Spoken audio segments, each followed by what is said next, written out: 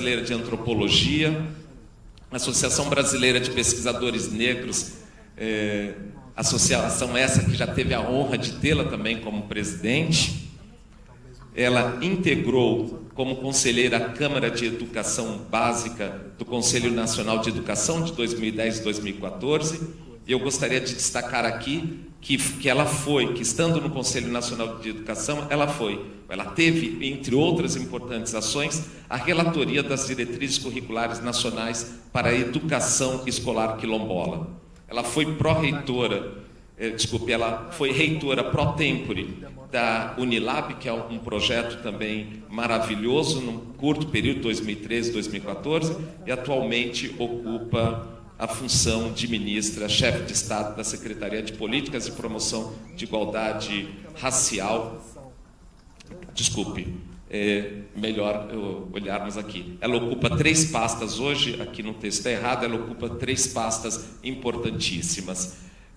Para nós é da maior importância a presença da ministra, por tudo que vem sendo feito, vem sendo construído nos últimos anos, mas muito especialmente também pelo que pretendemos construir e já estamos construindo aqui na Universidade Federal do ABC. Eu recebo com muita alegria a tarefa que me foi dada de fazer essa apresentação da reitora, e hoje já estivemos juntos e ouvi uma afirmação dela que eu acho maravilhosa. Ela disse: eu estou ministra, mas eu sou educadora. Eu acho que isso diz muito da nossa convidada. Muito obrigado.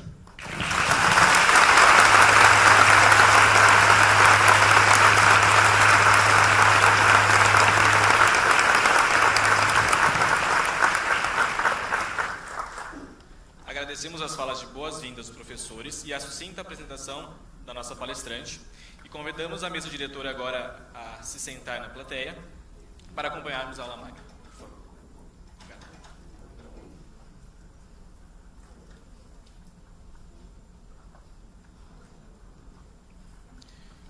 É chegado agora o grande momento dessa noite. E para isso, convidamos ao palco a ministra Nilma Lino Gomes para proferir a aula magna, cujo tema, recordamos, será a década internacional dos afrodescendentes.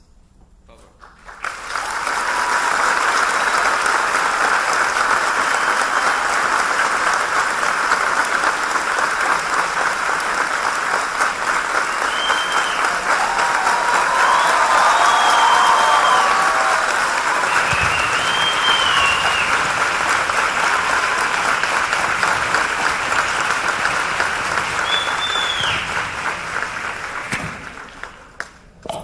Eu já estou emocionada antes de terminar, antes de começar a fala. Muito obrigada. Muito obrigada por essa acolhida. Uma boa noite para todas e todos. Mas a boa noite tem que ser jus com esse auditório cheio. Boa noite. Boa noite. Que beleza ouvir isso. Que beleza estar aqui na UFABC. Que beleza ver esse auditório. Estou realmente emocionada. Muito obrigada pelo convite. Eu agradeço à reitoria, agradeço aos professores, aos coordenadores dos cursos. Eu acho que eu vou ficar ali porque eu vejo todo mundo melhor. Vou ficar de pé que fica melhor.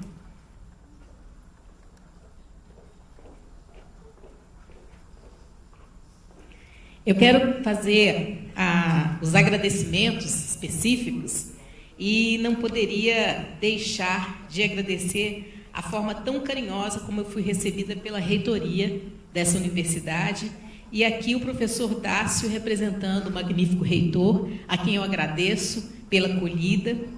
Quero também agradecer o professor Vitor Marchetti, pró-reitor de Planejamento, e também José Fernando Queiruga, pró-reitor de Graduação, no nome de quem eu homenageio e cumprimento todos os pró-reitores e pró-reitoras dessa universidade.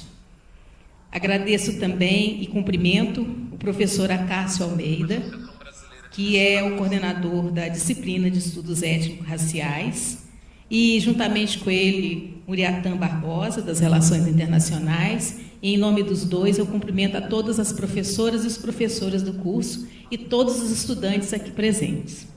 O professor Acácio, ele fez uma fala extremamente carinhosa e fiquei muito emocionada, mas a melhor coisa que tem da nossa trajetória é que nós somos amigos há muito tempo, e é um prazer ser amiga do Acácio. Eu também quero cumprimentar Márcia e Regina Damasceno Silveira, do Fórum de Promoção de Igualdade Racial Benedita da Silva, e, em seu nome, cumprimentar a todos os militantes e militantes ativistas do movimento social negro, dos demais movimentos sociais, principalmente os que fazem parte agora do ministério, o qual eu coordeno, que são as mulheres, todos os negros e negras, quilombolas, a juventude e todos aqueles sujeitos que, na política, nós vamos chamar de sujeitos dos direitos humanos, embora sujeitos dos direitos humanos somos todos nós, não é isso? Eu quero cumprimentar a Silmar Aparecida, que é a secretária de Políticas para as Mulheres de Santo André, que muito gentilmente me deu vários exemplares ali do trabalho, junto com seu colega, e dizer que é um prazer ter aqui mais uma expressão do nosso novo ministério. E, em seu nome, cumprimento a todas as mulheres presentes nessa sala, negras, brancas e de todos os outros grupos étnico-raciais. Alberto Alves de Souza, que é o secretário de Orçamento e Planejamento da Prefeitura de Santo André, que a acompanha. Vânia Machado, da OAB de Santo André, e, em seu nome, todos da OAB, dessa instituição tão importante que nós temos. Sônia Maria, que é assessora do deputado Vicentinho, querido Vicentinho, mando um abraço para ele, não sei onde está a Sônia. Cadê a Sônia? E manda um abraço para o Vicentinho, que é um querido amigo. Érica Zanotti, do Instituto Consulado da Mulher. Simone S., que é do coletivo Espaço 50. Érica Zanotti, já falei desse. Rosana Meira da Silva, que é do coletivo Quilombagem. E como uma gestão nunca se faz sozinha, eu tenho aqui uma parte da minha equipe comigo que eu quero apresentar para todos vocês. Nós temos ali o secretário Ronaldo Barros, que é o secretário especial de Políticas de Promoção da Igualdade Racial, que está comigo no Ministério. Ronaldo é professor também, foi pró-reitor de Ações Afirmativas na Universidade Federal do Recôncavo, da Bahia, né? E baiano, né, Ronaldo? Da Bahia, então, da Bahia. E, Ronaldo, nós estamos juntos na luta desde adolescentes, digamos assim, e agora ele trabalha comigo.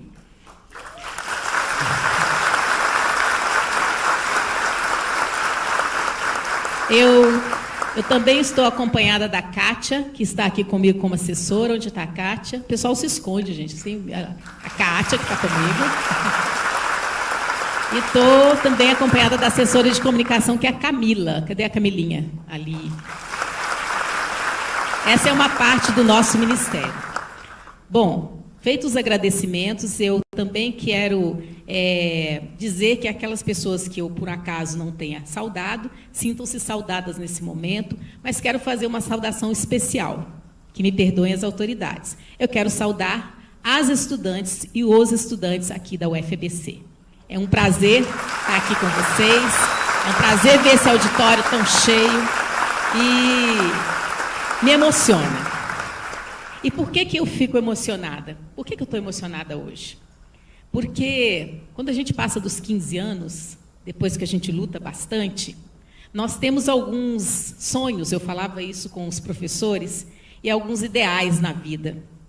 E eu sou filha de um ferroviário, seu João Jarbas, já falecido, que tinha só até a 2ª série primária, e era um líder comunitário. Eu sempre falo da minha família, porque se tem algo que eu aprendi na luta social, se tem algo que eu tenho aprendido hoje no Ministério, com os públicos que nós temos, é que a gente nunca pode esquecer as nossas origens. Não esqueça, não. Porque se esquecer, o narizinho fica empinado, você começa a achar que é muita coisa, e nós precisamos uns dos outros e precisamos sempre nos reportar a quem nós somos, e não ter vergonha disso. A minha mãe, hoje viva, 87 anos, Dona Glória, é uma bordadeira que nos criou assim, até a 4ª série primária só que ela tem, é uma mulher de uma sabedoria vasta.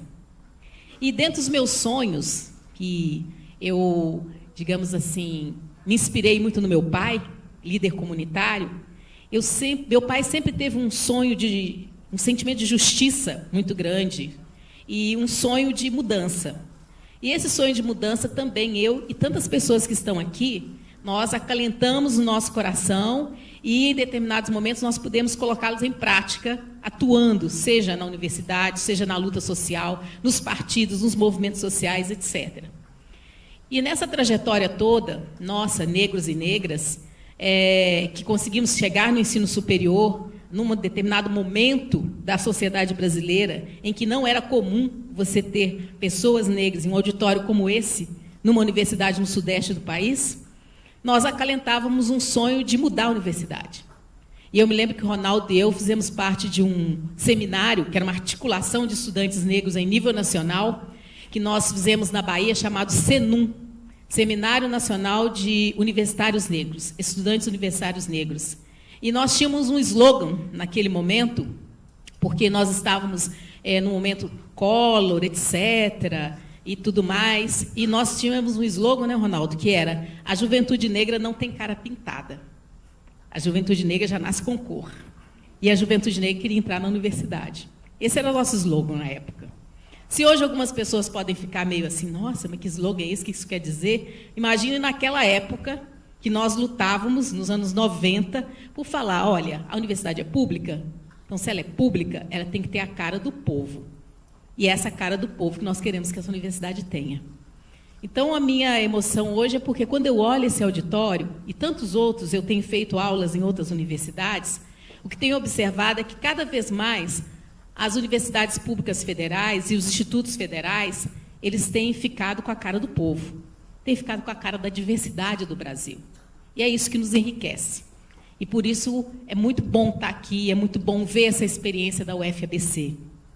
E, para falar sobre a questão da década, mais especificamente, que é o tema dessa noite, eu diria para vocês que nós não podemos pensar a década internacional dos afrodescendentes sem levarmos em consideração toda uma luta histórica. Vamos pensar em Brasil, que é o nosso país, mas vamos pensar também nos outros países da diáspora negra, da diáspora africana, onde africanos e africanas foram escravizados e escravizadas, e, muito diferentemente do que imaginavam, todos os ideais e todas as ideologias de branqueamento que nós já tivemos no mundo, pensadas antes como teorias, e hoje nós vemos que não se confirmam e nunca se confirmaram na prática, hoje, nesse processo que nós vivemos no mundo e na sociedade, no Brasil, nós não começamos o que se fala na década internacional dos afrodescendentes agora.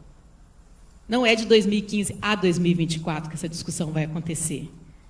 A década internacional dos afrodescendentes, ela existe porque existe todo um histórico de lutas, de construção cultural, de negociações, de conflitos, de aprendizagem dos afrodescendentes, como diz a década, como diz a ONU em relação à década, e não somente dos afrodescendentes, mas de todos aqueles outros sujeitos brancos, negros, indígenas, de mais diversos grupos étnico-raciais, que têm em si não só um senso, mas um desejo de justiça e interfere aonde está para que essa justiça aconteça. Então, eu diria que, antes da gente chegar no slide que eu quero mostrar para vocês, que fala de um marco internacional que nós podemos pensar, que desencadeia o que nós temos hoje, que é a década, no Brasil, é importante lembrar uma coisa. Primeiro, nós sabemos, e o curso vai mostrar isso, e eu quero também parabenizar a existência do curso, que esqueci de falar, mas quero parabenizar também o curso e a coordenação. Várias iniciativas da população negra organizada e do que eu chamo dos negros em movimento aconteceram no Brasil. E nós sabemos, hoje, que desde a época da escravidão, negros e negras lutaram por libertação. Isso que hoje parece uma coisa comum, quando eu tinha 10 anos, não era. Quando eu tinha 10 anos, eu tinha a literal visão de que negros e negras eram escravos. Eu não entendia a história da escravização. Eu não entendia a história da objetificação de negros e negras. Quando nós líamos os livros didáticos, hoje, quando nós vemos as pesquisas, nós podemos falar assim, já aguento mais essa história dos negros, dos livros didáticos, a revisão de estereótipos, mas foram nesses livros didáticos que eu e uma geração que está aqui estudou. Então, eu me lembro de Debré, me lembro de Rugendas, me lembro daquelas fotografias. Eu nunca tinha visto uma fotografia ou uma menção a um quilombo. Isso foi acontecer quando eu fui para a militância, depois de adulto, nos anos 90. Então, esse processo, que é histórico do movimento dos negros e negras, né, e que depois se torna politicamente o que nós hoje chamamos de movimento negro, na década de 80, eu diria, quando nós estávamos num processo de redemocratização do país, a gente estava quebrando ditadura, né, conseguindo que o Brasil se transformasse numa democracia, e uma muito jovem democracia, mais do que somos hoje, o movimento negro caminhava também, junto com as suas diversas entidades, junto com uma narrativa, digamos assim, que era comum aos movimentos sociais, à esquerda brasileira naquela época, que era a ideia de uma democracia para todos, uma educação para todos, com a ideia desse todos significar o quê? Toda a nossa sociedade.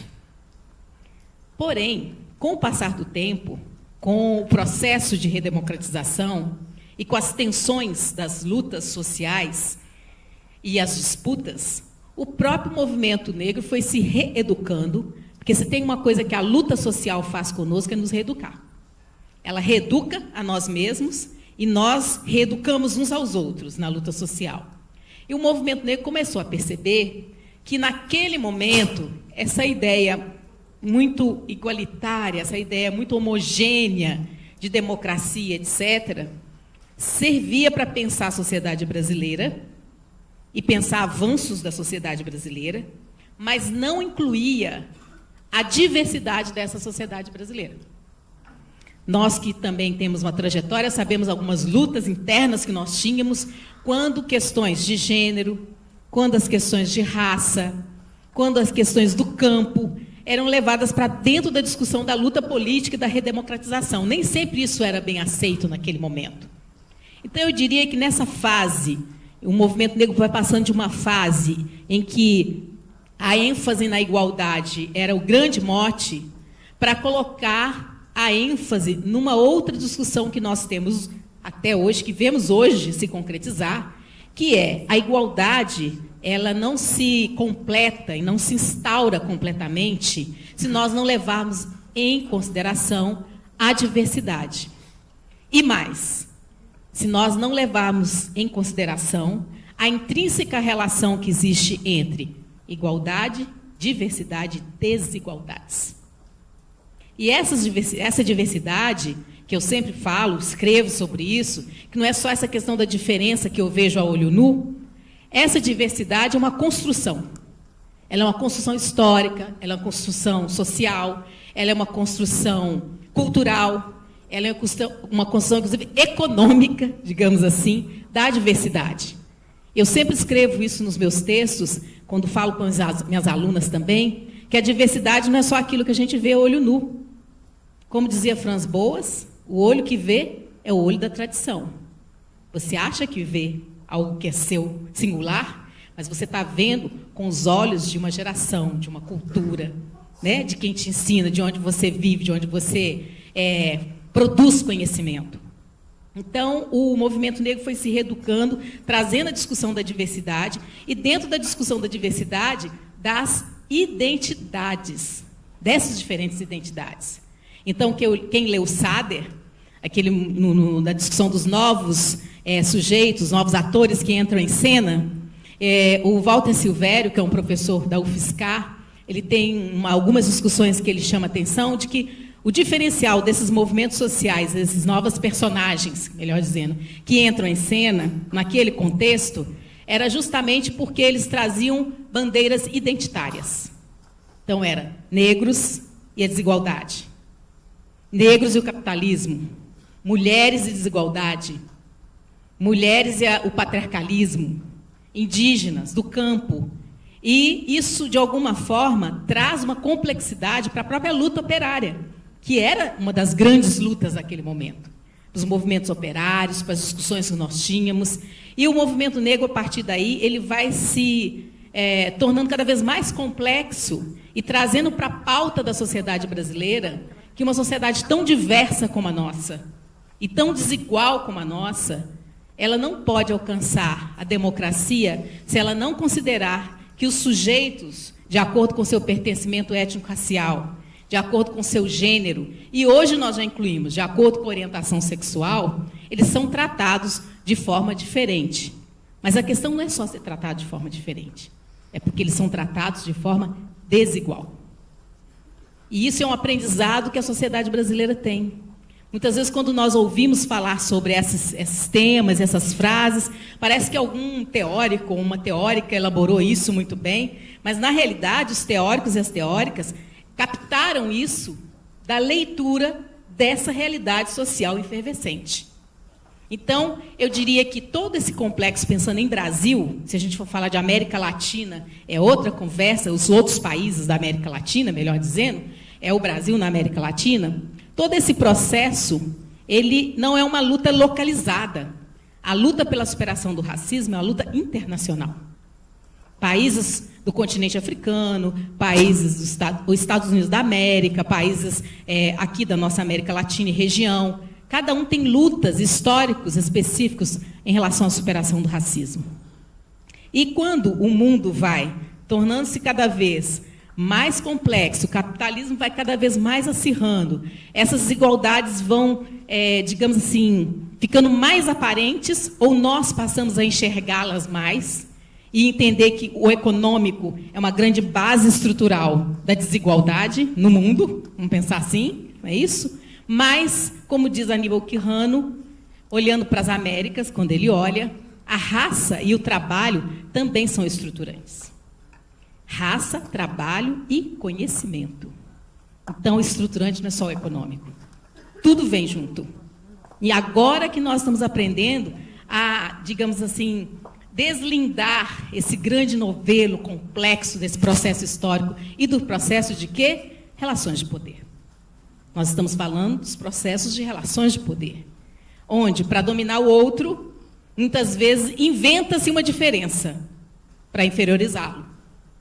Isso, muitas vezes, é o mote dos processos de dominação de poder, e não é só da época do descobrimento das Américas, ainda até hoje. Muitas vezes, como diz Brandão, nós tornamos o outro diferente para fazê-lo dele o nosso inimigo. Então, eu falo, porque ele é diferente de mim, não pode conviver comigo. Porque ele é diferente de mim, ele tem que ser enjaulado. Porque ele é diferente de mim, ele tem que ser discriminado.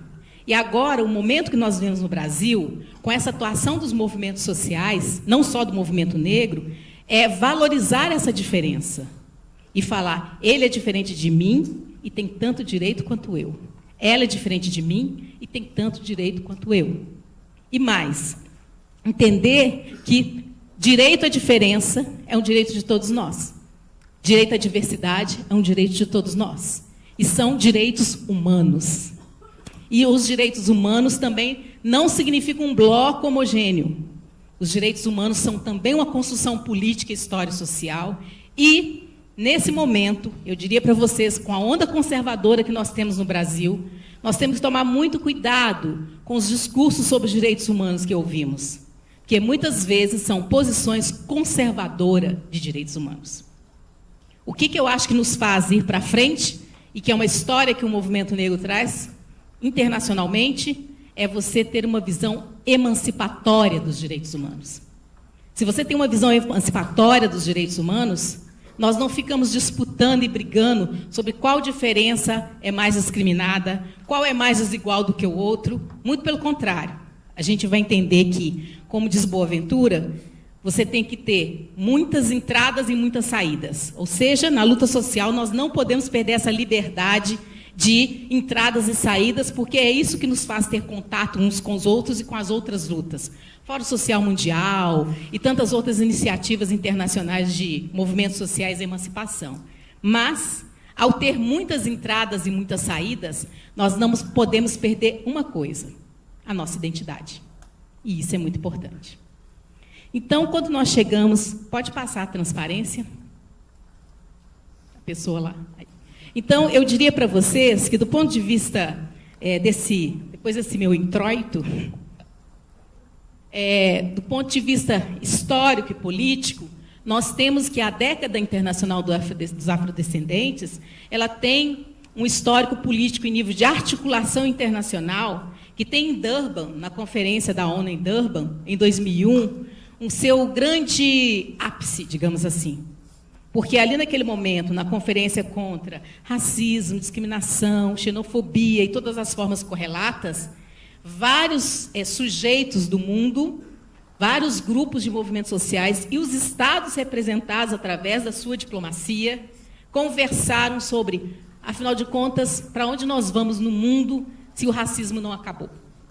Como superar as formas de racismo, as mais diversas, não somente a que incide sobre a população negra, mas sobre outros grupos étnico-raciais que também vivem e sofrem racismo no mundo. A conferência ela foi muito importante porque dela saiu um plano de ação de Durban. E esse plano de ação de Durban, os países que dela participavam, eles foram signatários desse plano de ação de Durban.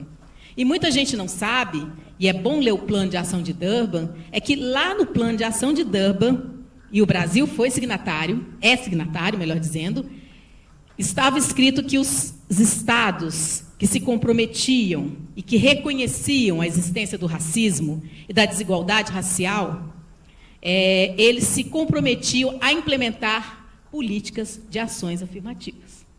Isso nós estávamos em 2001. E foi exatamente nesse momento, ali está 2011, né? 2001, viu, gente? E foi exatamente nesse momento, tá certo, Durban, 2001, tá certo, estou olhando embaixo. Foi exatamente nesse momento que a sociedade, que vários grupos que estavam ali representando as várias sociedades, levam para casa, entre aspas, esse dever de cumprir através das suas políticas públicas. Então, também é nesse momento, no início da década, que o movimento negro também brasileiro se articula mais, dialogando com experiências internacionais, para também exigir ações afirmativas no Brasil. Então, muitas vezes as pessoas acham que a política de cotas, que é uma modalidade de ação afirmativa, que nós temos agora nos institutos, nas universidades federais, é alguma coisa recente e é alguma coisa que surgiu da cabeça de um governo que discutiu com o movimento, etc, etc. Nós temos que entender que as ações afirmativas e suas diferentes modalidades, quando o Estado brasileiro as implementa, ele está cumprindo com um compromisso internacional de reconhecimento de desigualdade racial, de reconhecimento do racismo, e essa demanda só chega em nível internacional, numa discussão entre diferentes países, pela ação política dos atores sociais. Não surge do Estado, surge da base, que pressiona internacionalmente até os Estados reconhecerem e se comprometerem a tomar providências. Nesse período, no Brasil, nós estávamos num momento importante, porque o IPEA ele começava a desagregar, né, Ronaldo, os dados de raça-cor do censo do IBGE, que antes não eram desagregados. Então, quando eles começaram a ser desagregados, por uma orientação do presidente do IPEA, à época, que era um órgão, à época, do Ministério do Planejamento e Gestão, quando eles desagregaram os dados de raça-cor, e eu tinha alguns colegas que trabalhavam no IPEA, economistas, e que, inclusive, às vezes brigavam comigo por causa do discurso da militância do movimento, eu me lembro de colegas meus economistas falando comigo assim, Nilma, quando eu olhei no computador os dados desagregados por raça-cor, eu comecei a ver que existiam dois Brasis. Existia um Brasil que eu pensava com a desigualdade, com a pobreza, mas quando eu desagregava o dado raça-cor, aparecia um Brasil mais pobre, mais desigual, principalmente concentrado na região norte e nordeste. Era um outro Brasil que estava coberto, digamos assim, né? Nublado, digamos assim. E, então, esse foi um passo importante, porque em Durban, essa pesquisa tinha acabado de sair, e esses dados estavam públicos, e isso deu força para os movimentos sociais que lá estavam, principalmente o movimento negro, fazer uma pressão sobre o próprio Estado brasileiro. Então, na hora que o Estado brasileiro, representado pela sua diplomacia, assina o plano de ação de Durban, nós voltamos para cá e a pressão social continua para que o que foi ratificado lá se tornasse uma realidade. E o que nós vivemos hoje é uma realidade que é o cumprimento de um dos objetivos de Durban. E de Durban, outras ações internacionais foram acontecendo. A Assembleia Geral da ONU, em 2013, adotou a Resolução 68 de 237 e proclamou a Década Internacional dos Afrodescendentes, com início em 2015 e término em 2024. Mas antes da década, nós tivemos o Ano Internacional dos Afrodescendentes em 2011. Naquele momento, pouco se falou, digamos assim, na sociedade brasileira, do que seria esse Ano Internacional dos Afrodescendentes, por que deveria ter um Ano Internacional dos Afrodescendentes, desembocando 2013 e 2014, quando a Assembleia Geral da ONU adotou a Resolução 69 de 2016, contendo o programa de atividades para a implementação da Década Internacional dos Afrodescendentes. Então, a década ela tem um programa de atividades. Esse programa de atividades ele orienta os estados quais caminhos devem ser seguidos para superação de racismo, superação de desigualdade racial e mais, com uma ideia de que não é somente a desigualdade que identifica a população afrodescendente, os negros e as negras da diáspora, mas também outras ações e outras dimensões, como as identidades, como o desenvolvimento, como as ações em prol de reconhecimento.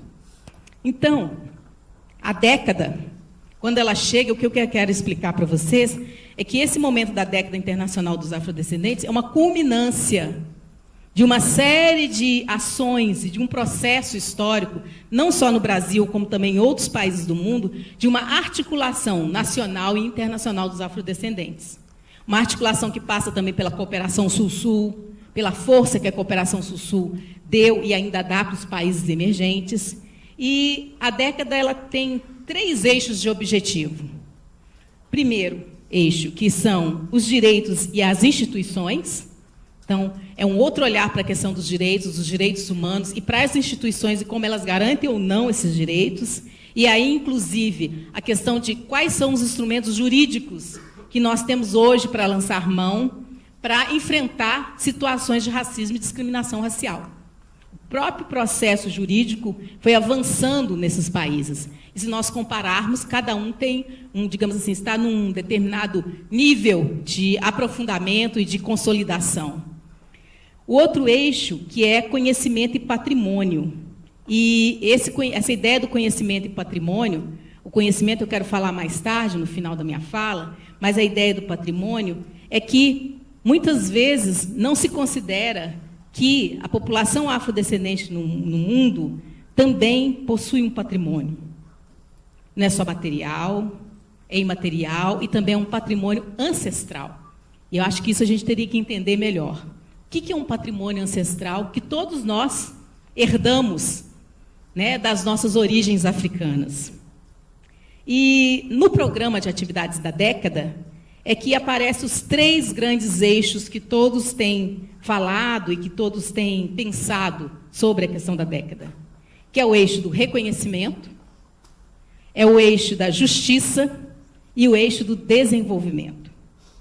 Então, se nós formos levar em consideração aquelas lutas históricas que eu falava no Brasil, do movimento negro, a mudança, a inflexão, quando o movimento negro observa o que era a ideia da democracia para todos, e depois que a democracia tinha que ser problematizada e potencializada pela diversidade, nós vamos ter ali, digamos assim, 2 tipos de lutas. Lutas por reconhecimento e lutas por redistribuição. E é exatamente esses eixos que vêm fazer parte hoje do tripé para se pensar a Década Internacional dos Afrodescendentes. Nós avançamos muito em políticas de reconhecimento. Eu falava com o Ronaldo ali. A Lei 10.639, inclusive origina o curso aqui que vocês estão fazendo.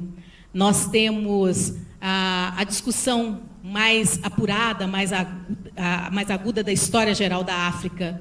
Temos iniciativas como a tradução dos 8 volumes para o português da História Geral da África. Temos toda uma discussão sobre as identidades, etc. Mas a resposta às lutas por redistribuição é o que nós ainda estamos construindo. Então, quando nós pensamos nas cotas nas universidades, aí sim, você está trabalhando com reconhecimento e redistribuição.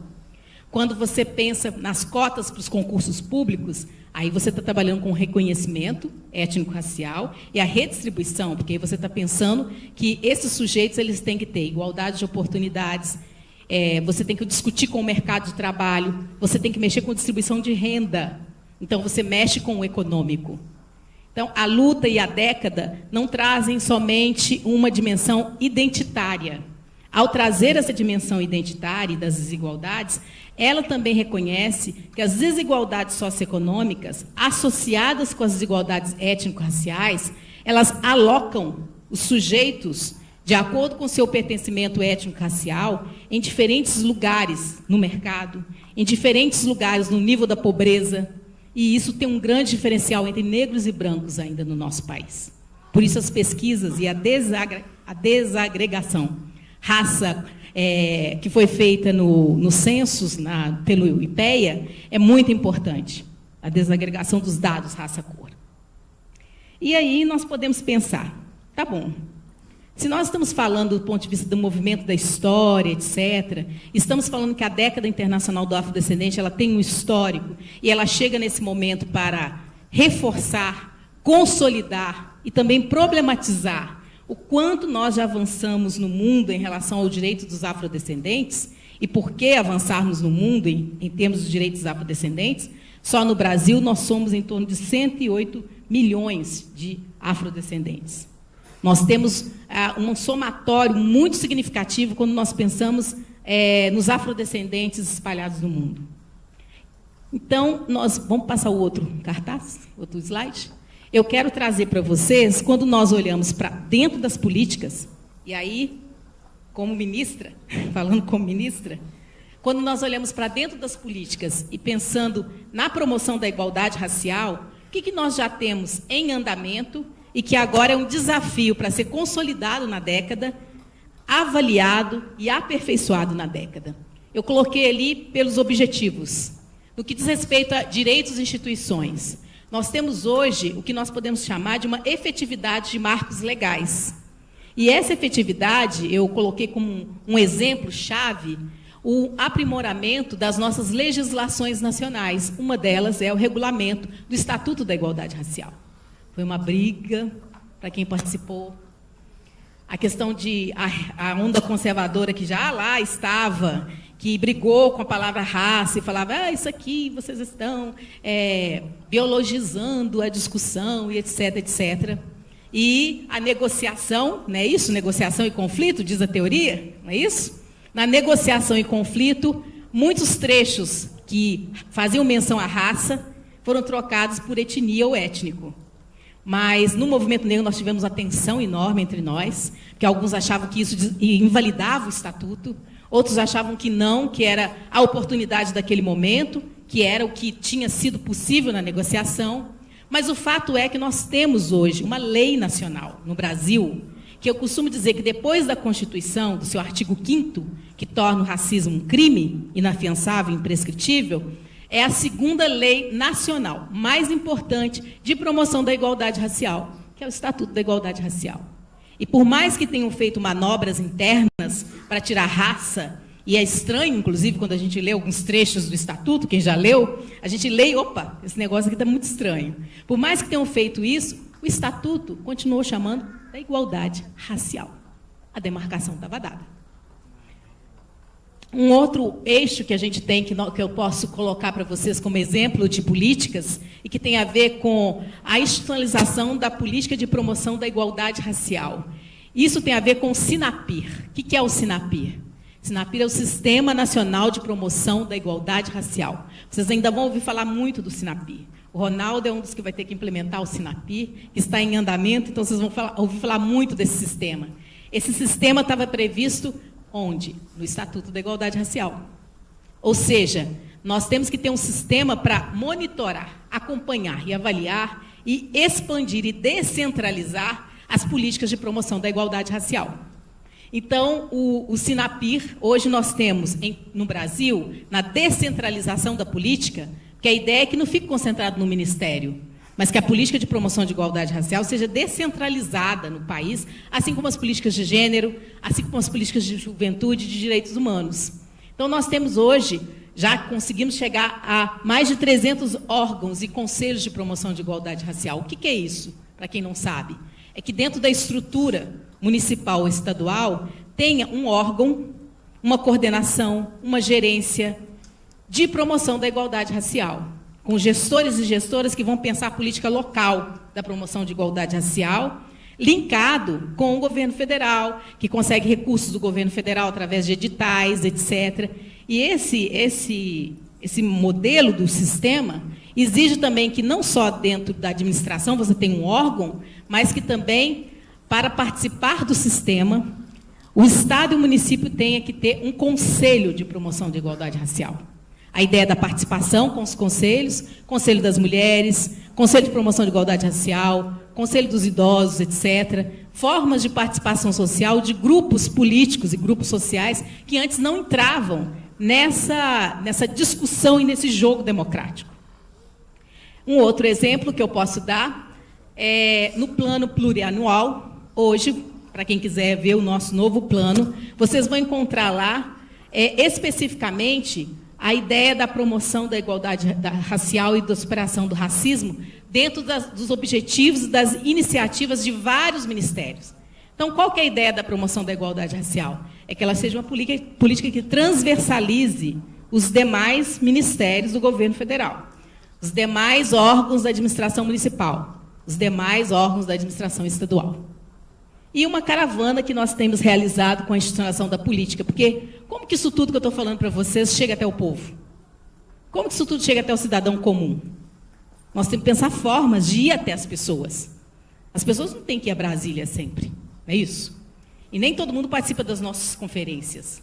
Então, a caravana é uma forma como o Ministério ele sai e vai até os estados e municípios e faz uma série de ações e, dentre elas, convoca os gestores públicos a fazerem adesão do Sinapir, tendo esses eixos aqui. E, com isso, você descentraliza a política. E aí conversa com o movimento, conversa com a universidade, etc. Muitas vezes, é na visita da ministra ao governador e ao prefeito que os conselheiros de promoção de igualdade racial entram pela primeira vez no palácio, quando vão junto com a ministra. Então, é uma forma também de você empoderar as lideranças locais, que muitas vezes tentam uma audiência, né, assim? Tenta outra audiência, tomara que não seja assim comigo, né? Eu tento atender todo mundo, mas muitas vezes vai tentando audiência e nunca consegue chegar. Mas, nesse momento, é uma forma de empoderar o poder do movimento local para que a gente possa, então, construir isso de alguma forma juntos. Pode passar? Tem que dar tchauzinho para o moço me ver. Viu? Aí. Com relação a conhecimento e patrimônio, eu trouxe dois exemplos para vocês, que nós tínhamos um período enorme que nós não tínhamos nada em relação aos quilombolas, aos povos e comunidades tradicionais. E o ano passado nós conseguimos, através de uma gestão junto com o ministro Patrus, do MDA, e o INCRA, que assinássemos 14 decretos declaratórios de interesse social publicados, que beneficiassem em torno de quase 2.500 famílias quilombolas. Pode parecer pouco, mas isso já é um avanço, porque nós tínhamos 4 anos sem nada ter acontecido na esfera dos direitos dos quilombolas. E a ideia é que isso cresça. E o outro eixo importante é que nós estamos num processo de construção desse segundo Plano Nacional de Políticas para povos e comunidades tradicionais de matriz africana e de terreiros. Quem conhecia o primeiro plano? Alguém aqui conhecia o primeiro plano? 1, 2... Pouquíssima gente, né? É bom que vai entrar como matéria no curso, para os estudantes lerem o primeiro plano e entender por que existe hoje um Plano Nacional de Políticas para Povos e Comunidades tradicionais, e agora estamos no processo de construção do segundo plano. Não preciso nem dizer para vocês o que tem sido a intolerância religiosa, né? Não preciso nem dizer para vocês o que esses povos e essas comunidades têm sofrido no Brasil, com a intolerância religiosa e com um misto de conservadorismo e ignorância que paira na intolerância religiosa, que, na minha perspectiva, hoje já não é mais só intolerância. Já virou violência religiosa o que nós temos vivido. Pode passar? E a questão da justiça econômica e social? Eu entraria aí na questão de reconhecimento e redistribuição com as políticas de ações afirmativas implementadas através dessas duas formas de cotas. Lembrando que as cotas são uma das modalidades de políticas de ações afirmativas. As cotas não são sinônimo de ações afirmativas. As ações afirmativas são políticas muito mais amplas. E a cota talvez seja a sua modalidade mais radical, porque ela já vai ali na ferida da questão da desigualdade. E por isso ela incomoda muito mais. Mas por isso também o efeito dela é um efeito muito mais rápido, digamos assim, do que as leis, os decretos, as discussões, os planos, os relatórios. Pode tirar. Bom, finalizando, eu vou então para a universidade, que é o que nos toca. Ali eu quero falar isso para vocês. Professora desorganizada, né? Não posso deixar de falar da parte da justiça econômica e social, desse mapeamento que nós pedimos para ser feito dentro do governo federal, das nossas políticas sociais. Então, eu, quando cheguei no governo federal, sempre conversava com os colegas, olha, todas as políticas sociais do governo beneficiam a população pobre. E se beneficia a população pobre, também beneficia a população negra. Porque nós sabemos que uma grande porcentagem de negros e negras são pobres no nosso país. Mas como que a gente desvela isso? Separa isso? Para ver que essas políticas sociais, elas beneficiam essa parcela da população que vive desigualdade social e que, na hora que nós olhamos para esse quadro, nós podemos falar assim, onde será que nós vamos ter que fazer políticas de ações afirmativas? Para quais grupos? Dentro de quais políticas? Então, quando nós olhamos ali no Bolsa Família, 73% são famílias negras. 68% das famílias têm mulheres negras como responsáveis. Gênero e raça. Aqui no Pronatec Brasil Sem Miséria, 68% dos beneficiários são negros, pretos e pardos. Um microempreendedor individual, 68% dos beneficiários são negros e negras. Água para Todos, 80% dos responsáveis pelas cisternas são negros e negras. A quantidade que está ali, de famílias quilombolas que receberam essas cisternas, e o Minha Casa Minha Vida, que eu tenho ido pelo Brasil todo entregar casas, 64,5% dos beneficiários são negros e negras. Ou seja, as políticas sociais, quando nós fazemos um recorte de gênero e de raça, nós vemos quais são os grupos que são mais beneficiados por elas. E por que isso serve para o governo federal e para as políticas públicas? Porque ao olhar para ali, eu vou perguntar, se 68% das famílias têm mulheres negras como responsáveis, se eu sei que os índices de violência e o mapa da desigualdade 2015, mapa da violência 2015, mostrou que as mulheres negras continuam sofrendo mais violência do que as mulheres brancas, que tipo de política será que nós temos que desenvolver ali no Bolsa Família para pensar em uma ação afirmativa em relação à violência contra a mulher, por exemplo? Esse é um exemplo. Tem muitas outras perguntas que nós podemos fazer quando analisamos esses dados. Agora, o que é importante estar ali? Olhe para esses dados não só como dados de desigualdade, que é o nosso primeiro olhar, não é isso? Olha para esses dados como dados da luta por direitos. Olha para esses dados como resultado da luta dos movimentos de Durban, das lutas dos movimentos sociais, etc., de todas as dimensões nacionais e internacionais que eu falei rapidamente aqui. Agora pode tirar. E a universidade agora? Se tiver mais outra, eu não vou voltar, não. A universidade, como que fica a universidade? Eu vou só pontuar para vocês, porque eu sei, não quero cansar vocês muito. A professora, quando dá microfone para ela, fica entusiasmada, eu fico. O papel das universidades. Eu diria que o papel das universidades, pensando nos eixos da década, desenvolvimento, reconhecimento e justiça social, é um papel extremamente importante. No caso do desenvolvimento, nós temos que pensar, por exemplo, que os estudantes egressos das políticas de cotas, esses estudantes são futuros profissionais que vão atuar no mercado de trabalho, nas instituições, etc. Quando se cria cotas nos concursos públicos, a ideia é que a gente, a médio e longo prazo também, tenham esses quadros entrando no mercado, no serviço público, e que sejam quadros qualificados. quando a UFABC instaura cotas na pós-graduação para vários cursos, isso é também, num crescendo, uma articulação com as políticas de cotas na graduação, para que a qualificação desse quadro aconteça com o direito à pós-graduação e a gente tenha no mercado também quadros mais qualificados. Então, a ideia do desenvolvimento aqui, que eu quero trazer para a universidade, é que quando a universidade está implementando as políticas de ações afirmativas e tem isso como um eixo central da sua atuação, ela contribui, sim, para esse grande eixo do desenvolvimento que a década nos traz. O reconhecimento. A própria década faz parte de um processo de reconhecimento. A CEPIR, que nós tínhamos antes e que agora é uma secretaria especial que continua existindo no Ministério, é fruto também de uma luta por reconhecimento, uma luta política. São resultados que nós temos. E aí, a questão do reconhecimento, trazendo para a nossa esfera da pós-graduação, é como esse reconhecimento vai se articular com a produção do conhecimento? Que tipo de produção do conhecimento agora os diferentes cursos que aqui estão vão gerar e vão produzir? Se nós reconhecemos que sujeitos sociais que antes eram excluídos do lugar acadêmico, hoje fazem parte desse lugar acadêmico, seja como docentes, seja como estudantes, na sua grande maioria como estudantes. E no que diz respeito à justiça social, eu diria para vocês que essa aqui talvez seja uma das mais desafiadoras, porque ela se articula com as duas primeiras, com o desenvolvimento e o reconhecimento. A médio e longo prazo, nós teremos uma outra sociedade brasileira. A médio e longo prazo, esses sujeitos qualificados, com discussões outras, com interpretações outras de realidade, com profissões outras, serão atuantes na sociedade mais do que são hoje, como os estudantes já são.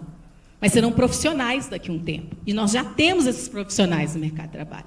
Será que, ao passar pela política de ações afirmativas e de cotas, na universidade, que os acolhe, que, como direito, há uma preocupação com as questões da justiça social, há uma preocupação de que esse estudante que passa por essa política se entenda como sujeito de direitos e, quando ele se tornar ou ela se tornar um profissional ou uma profissional, o mesmo princípio seja adotado com outros e outras seus iguais, próximos das identidades, com identidades próximas? Ou será que nós, ao entrarmos na universidade via cotas, vamos introjetar a leitura meritocrática de falar: eu estou aqui porque eu sou bom demais, eu estou aqui porque eu sou boa demais, e passei.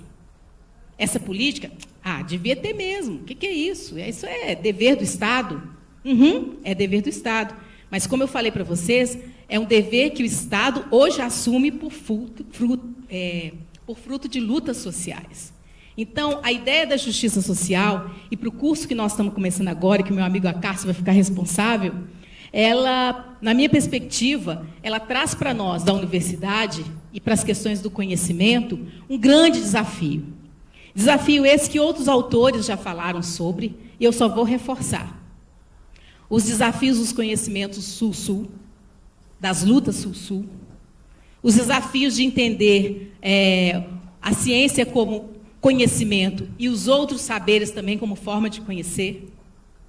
O desafio de compreender que, no campo da produção do conhecimento, nós também temos desigualdades de gênero e raça.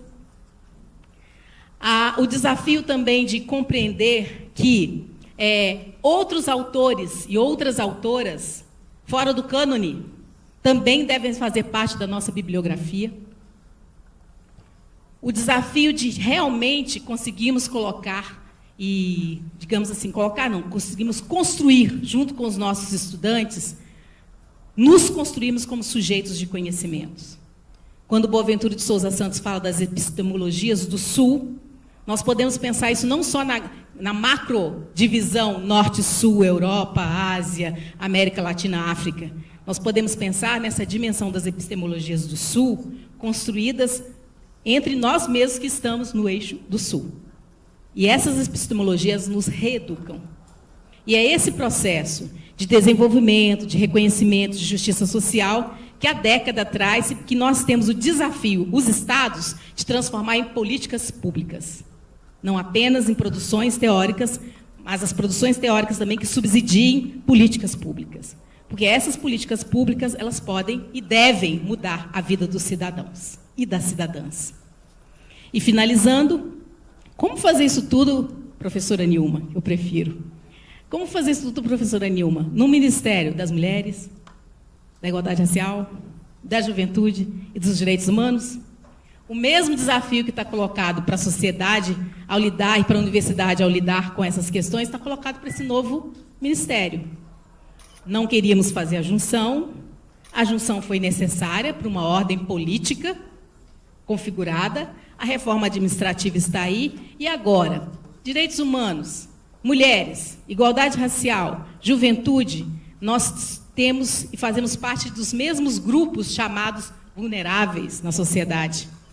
E agora que nós estamos juntos, como que nós vamos articular ações que são comuns e políticas que saiam transversalizadas, sem perder a especificidade de cada uma dessas políticas?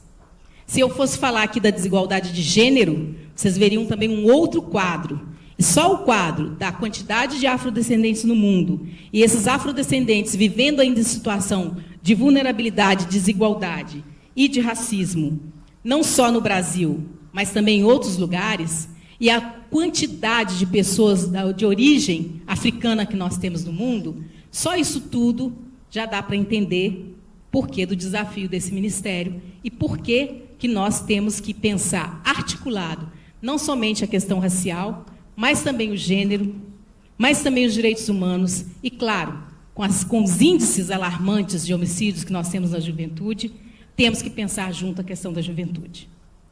E nós temos que pensar na perspectiva dos direitos.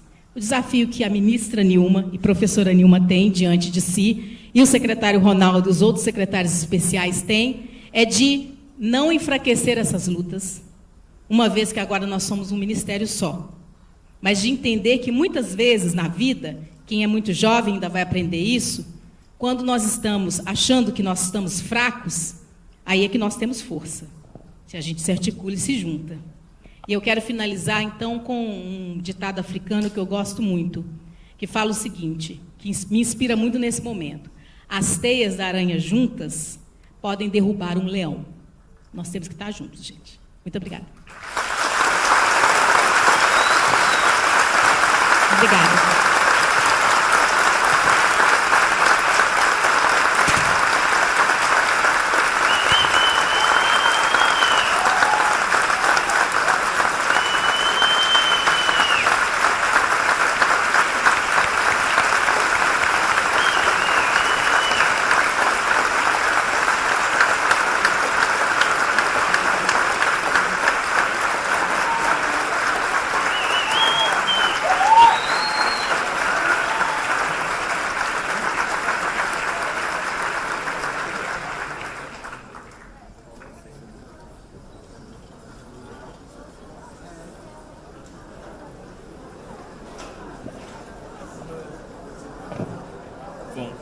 Agradecemos a incrível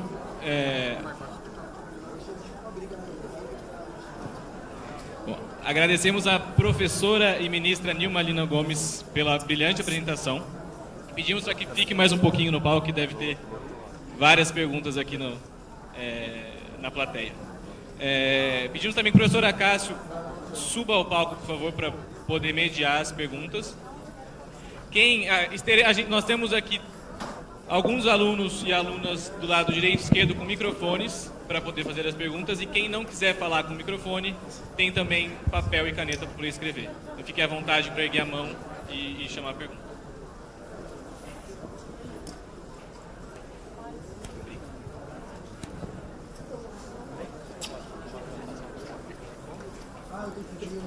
Eu peço também para quem for fazer as perguntas com o microfone que fique de pé, fale seu nome e instituição para poder facilitar as perguntas. Eu vou preferir não ficar em pé. Eu sou o Ricardo, sou estudante de filosofia, aqui, ó. Sou estudante de filosofia aqui da UFABC e eu gostaria de fazer duas perguntas para a senhora.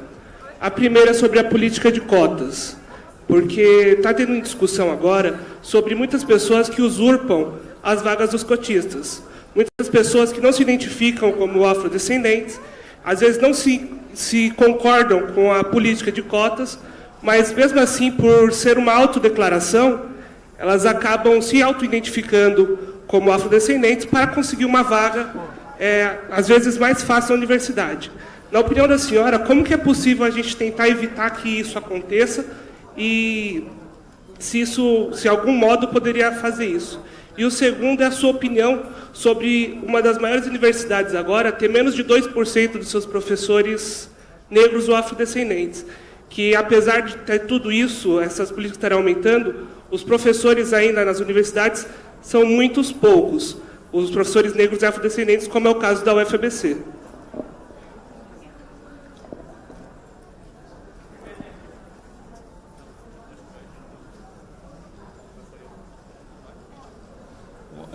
Muito boa noite a todos e a todas. Meu nome é Sidney Jardim, sou professor de Políticas Públicas. Em primeiro lugar, quero agradecer e dizer para a ministra que eu compartilho com os meus colegas a satisfação de recebê-la aqui na universidade. Quero cumprimentar também os organizadores do evento, na pessoa do professor Ramon, professor Jorge, também do RI. Ministra, eu também quero dizer que compartilho com muitos pontos da sua exposição, né? E principalmente nos avanços que nós tivemos nos últimos anos, né, em termos dessas questões que foram tratadas, principalmente em função das lutas sociais que também ocorreram. Agora, como professora, né, a senhora também sabe que o nosso papel aqui na universidade é a crítica, né? E, evidentemente, uma crítica construtiva, a busca de um diálogo, e a minha intervenção vai ser nesse sentido de algo que está me preocupando no atual governo. Recentemente, o governo colocou como uma das suas pautas prioritárias a reforma da Previdência.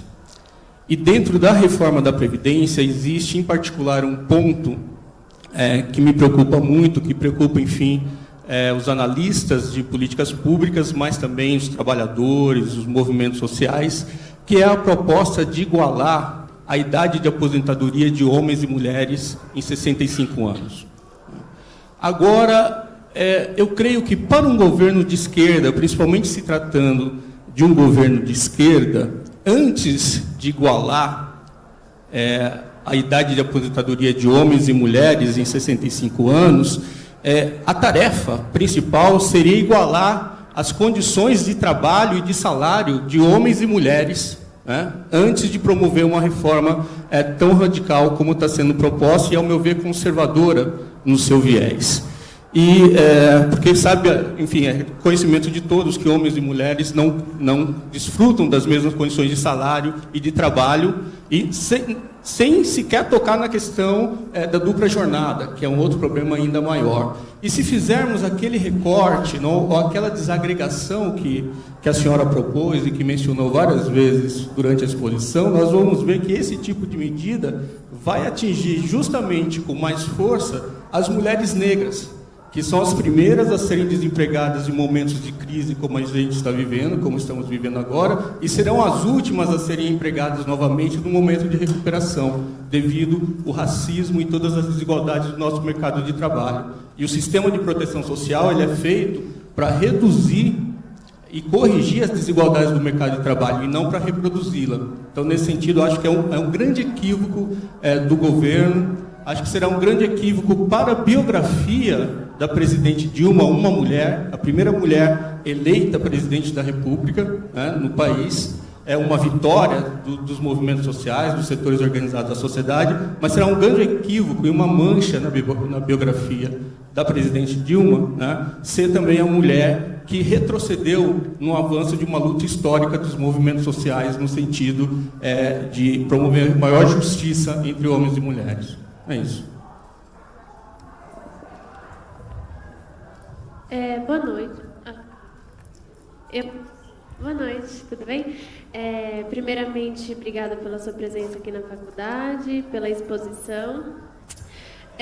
Eu sou aluna de Políticas Públicas aqui da faculdade. Perdão. Eu sou aluna de Políticas Públicas aqui da universidade. e eu pesquiso no tema de meritocracia e políticas educacionais, mais especificamente no caso das cotas raciais aqui na UFABC. Foi pensado de início, né, articular a meritocracia com as políticas educacionais por alguns motivos.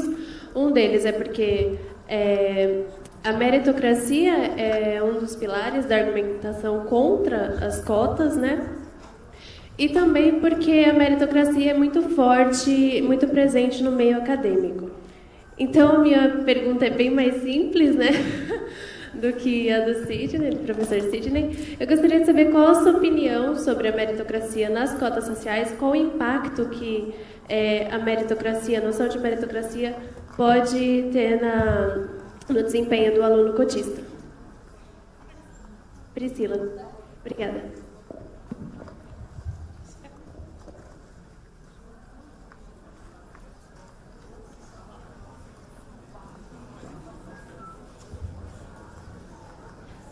Professor Acácio, ministra, a nossa sugestão aqui é que a ministra responda as perguntas e depois nós fazemos mais perguntas, porque senão fica muita informação.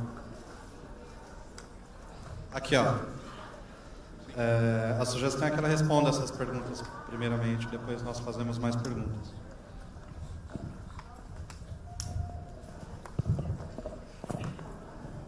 Então tá, muito obrigada, gente. Eu estava indo embora porque geralmente a aula magna não tem intervenção, então eu já peguei minha malinha, desculpa aí. Essa é uma aula magna diferente, acho ótimo interagir com vocês e conversar. Bom, o Ricardo, que me pergunta sobre a questão da política de cotas e... Bom, eu me lembro de uma das falas do professor Kabengele Munanga, quando as pessoas perguntavam para ele antes, quando nós estávamos pensando nas políticas afirmativas e as políticas de cotas, como que a gente ia fazer com as pessoas que poderiam burlar isso. Bom, em primeiro lugar, nós temos que aperfeiçoar o sistema cada vez mais, e qualquer sistema que se implante como política pública tem isso. Nós temos que, o próprio fato dele existir e se consolidando é que nos ajuda também a ir avaliando e vendo que pontos são frágeis e que pontos não são. Eu diria que hoje nós temos, e falávamos isso há pouco tempo, uma conversa com um dos institutos do governo federal, que nós temos o parecer do ministro Lewandowski, que é um parecer sobre as políticas de ações afirmativas, em que ele fala sobre a possibilidade de você ter não somente a autoclassificação, mas você ter também uma comissão de verificação disso. Então, nas cotas para os concursos públicos e em algumas universidades, além dos processos que nós temos, e principalmente antes da lei de cotas, algumas universidades também adotavam sistemas de verificação, que são entrevistas que são feitas com os estudantes, aqueles que se declaram pretos e pardos, e que pode pairar algum tipo de dúvida em relação a esse pertencimento. A outra coisa também é que nós temos que pensar que cada vez mais nós vamos construindo, alicerçando mais a nossa cidadania. Uma pessoa que fala uma inverdade, que entra de uma maneira oportunista em qualquer política, principalmente uma política de ação afirmativa, as pessoas atestam que aquela sua declaração é uma declaração verídica. E sobre essa pessoa, a minha opinião deve-se incorrer todo tipo de sanção que nós trabalhamos com qualquer outra situação em que as pessoas burlam ou oportunisticamente usam de uma política. Isso é um processo que a sociedade brasileira e a universidade ainda tende a aperfeiçoar mais. Mas eu acho que tem duas dimensões. Uma, aperfeiçoar as políticas através dos processos de autoclassificação e verificação. Duas, entendemos que a política de cotas faz parte de uma política pública e qualquer implementação, por exemplo, de um concurso, etc., se a pessoa age de má fé, ela é responsável por aquele ato dela e ela tem que assumir as consequências desse ato. E o que eu penso é que quanto mais nós aperfeiçoarmos os nossos processos de entrada e de acesso, garantindo a legislação, trabalhando com com comissões que possam discutir, conversar com os candidatos, quando houver algum tipo de dúvida em relação a isso, mais nós vamos ter aperfeiçoada a política e mais nós vamos possibilitar garantir o direito daqueles que têm que fazer parte dessa política. A outra dimensão é que essa tentativa, lamentavelmente, de oportunismo, ela não vai existir apenas na política de cotas. Infelizmente, nós vamos ter isso em outras situações do país. E a correção disso também faz parte de um processo reeducativo de cidadania. E isso somos nós mesmos que vamos fazer nesse processo de reeducação para a cidadania. Com relação ao Sidney, Sidney fala sobre a Previdência, não é isso, Sidney? Professor Sidney, né? Então, professor, essa discussão ela não está acabada, não está vencida dentro do governo federal. Como o senhor deve acompanhar, há toda uma discussão social, os movimentos sociais eles estão se mobilizando em relação a isso. Do ponto de vista interministerial, tem aí uma discussão do nosso ministério, por ser hoje o ministério com os temas e com os sujeitos que agregam, e o Ministério do Trabalho e Previdência. E essa tem sido uma discussão que ainda não terminamos de fazer, ainda dentro do governo e da própria sociedade. Nós esperamos chegar a um bom termo dessa discussão. Então, eu acho que é um momento de questionamento, de críticas, etc., mas entender que nós estamos num processo e a reforma da Previdência não está acabada e nem ainda foi implementada. E que essas tensões que o senhor aponta e que outras pessoas também apontam, elas são consideradas, sim, pelo governo federal. Elas são consideradas e tem se pensado e discutido, junto com o Congresso, junto com os movimentos sociais, qual vai ser o melhor caminho que nós temos que seguir para pensar a reforma da Previdência.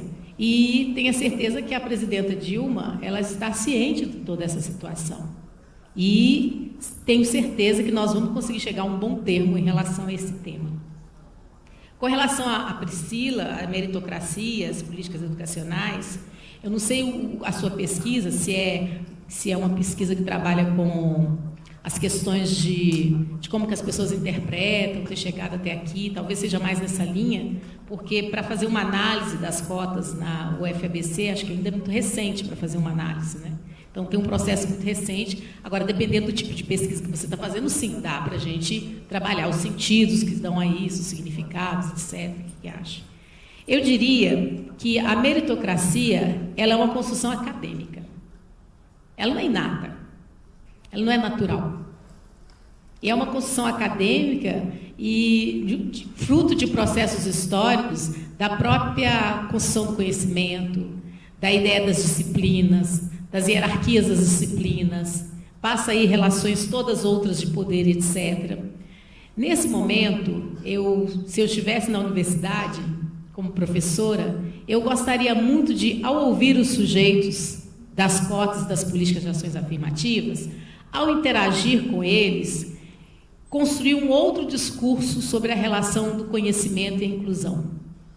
Um outro discurso, porque se você trabalha, não estou desconsiderando a ideia do desempenho, etc., etc., mas se você se fecha na discussão da meritocracia como ela tem sido construída historicamente, você pode perder, na minha opinião, uma grande possibilidade de aprender algo novo e construir algo novo com esses conhecimentos e essa relação que esses estudantes vão desenvolvendo no interior da universidade. Eu desafiaria a gente pensar se, de fato, nós temos que trabalhar como se fossem coisas opostas. Por exemplo, quem faz a inclusão social parte do pressuposto que não tem o mérito. Então, por isso, nós temos que falar em meritocracia e inclusão. Por que a gente não pode falar na inclusão e na produção do conhecimento, no desempenho do aluno, no desenvolvimento do aluno, como é o que nós fazemos? Então, a pergunta é, o que de fato nós entendemos por meritocracia? Será que nós consideramos que essa ideia é também construção política? É também construção social? E se a ideia de meritocracia for para potencializar e emancipar a minha ideia e minha ação de inclusão social, nós podemos discutir, na minha opinião. Mas se a ideia de meritocracia for para excluir ou colocar limites cognitivos, inclusive, entre esses sujeitos da inclusão social, nós caímos numa discussão conservadora, que nós precisamos de revê-la, na minha perspectiva.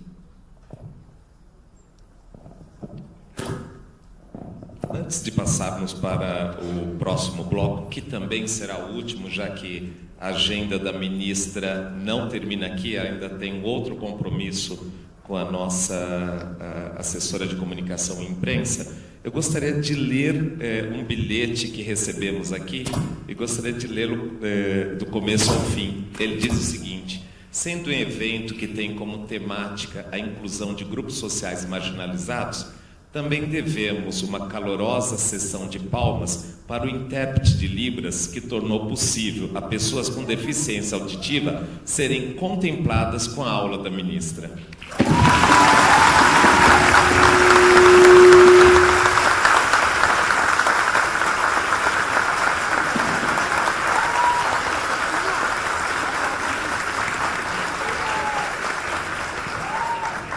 Eu quero aproveitar, então, e lembrar que nós temos um grupo de alunos que são monitores e que estão dando apoio desde o início de todo esse processo, e gostaria aqui de falar o nome de cada um deles: o Hélio, a Paula, a Luísa, o Francisco, o Giovanni, o William, o Daniel, o Fábio, o Gabriel e a Catarina. Quero lembrar também, aproveitando que o professor Sidney Jardim falou, lembrar que ontem nós tivemos o início da primeira semana de políticas públicas aqui da UFABC, e a semana acolheu essa atividade que estamos desenvolvendo aqui como parte da semana, não é? Então é importante lembrar que nós temos aqui uma parceria super importante que se traduz exatamente nessa forte presença de tantos alunos e professores também. Não poderia deixar de lembrar também da importância que o pró-reitor de Planejamento e Desenvolvimento Institucional, o professor Vitor Marchetti, tem tido em vários processos e continuará tendo aqui conosco. E, por último, agradecer publicamente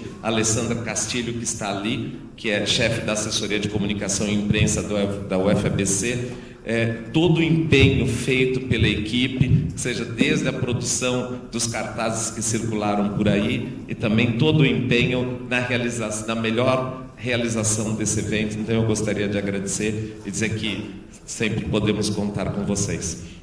E vocês também aqui com a gente.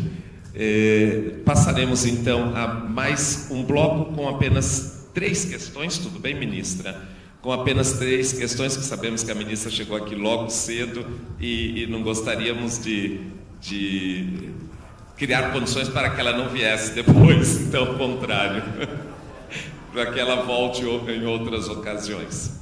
Até agora o que fizemos foi lembrar que ela é mineira, então na sala de acolhida tinha pão de queijo, não é? Então quem é o próximo, por favor, ou a próxima? Boa noite a todas e todos. Eu sou a Roberta, técnica administrativa aqui na UFABC. É um prazer enorme ver tantos irmãos e irmãs negras aqui. Estou aqui desde o início da UFABC, né, desde o início de 2007, e éramos em um número ínfimo, né? E eu fico muito feliz de ver essa mudança aqui. Registrado isso, agradeço muito a presença da ministra, uma oportunidade de crescimento, enfim. Quero dizer que aqui na universidade eu sou uma das coordenadoras gerais do Sindicato dos TEAs e também milito em um grupo da militância negra titulado Frente Negra contra o Genocídio do Povo Negro. E a minha fala vai um pouco nesse sentido, totalmente nesse sentido. Recente, mais ou menos em fevereiro, mais ou menos no final de janeiro desse ano, o governo de São Paulo lançou um dado em que ele dizia que caiu a taxa de homicídios, né, anual da população no geral, né? E que, em partes, é porque a maneira como foi feito esse estudo é porque não individualiza os assassinatos, mas o momento em que aconteceu. Independente do número de morte, é considerado o caso, a chacina. Por exemplo, o caso de Osasco, o triste caso de Osasco, da chacina de Osasco, seria considerado uma morte, porque foi um caso. isso, para mim, evidencia, totalmente contraditório ao que eu ouvi aqui hoje da ministra, e evidencia que nem mais a população jovem e negra de São Paulo, em especial, pode ser um indivíduo, né? Somos um caso. E aí eu queria ouvir o que a ministra tem a dizer em relação a isso, e aí eu falo exatamente como ministra, né?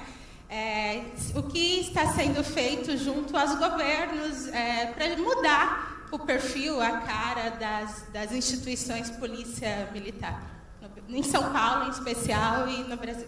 Obrigada. Desculpa, eu preciso muito agradecer aos guerreiros e guerreiras da UFABC que militam no Coletivo Vozes. Admiro muito vocês, gente. Obrigada.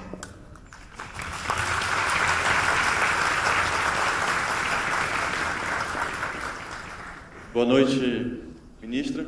Queria reafirmar o agradecimento, não vou aqui me alongar nisso, né, dizer que compartilho da avaliação do colega Acácio no sentido de que esse é um passo muito importante, marcante, histórico na universidade, mas que nós esperamos que seja seguido de vários outros passos no campo do ensino, da pesquisa, da distribuição de bolsas na universidade, um conjunto de outras questões que nós precisaremos discutir na universidade, e esse é um passo muito importante que nós damos hoje, né? E queria, como pesquisador e militante do campo educacional, que conheço o seu trabalho já de longa data nesse campo, ouvir gentilmente a senhora comentasse duas questões que eu sei que são muito importantes na tua trajetória, sobretudo quando passou pelo Conselho Nacional de Educação, né, que é o desafio, né, ainda muito presente, né, da implementação real e concreta da Lei 10.639, né, a lei sobre o ensino da história da África e dos povos, né, afro-brasileiros e da cultura no Brasil, que, na nossa visão, propõe uma mudança absolutamente radical da noção que nós devemos ter de qualidade da escola pública, qualidade da escola num sentido mais amplo, e que eu percebo que ela, no âmbito federal, elas, apesar de algumas iniciativas muito relevantes, como o Plano Nacional de Implementação, os indicadores de qualidade específicos, sofre baixíssima aderência no Ministério da Educação, que é o espaço privilegiado para a implementação dessa política.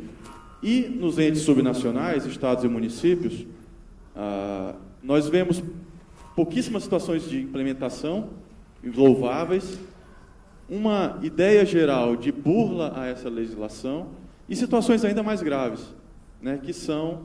Eu não sei se o microfone funciona? Funciona. Isso, obrigado, então.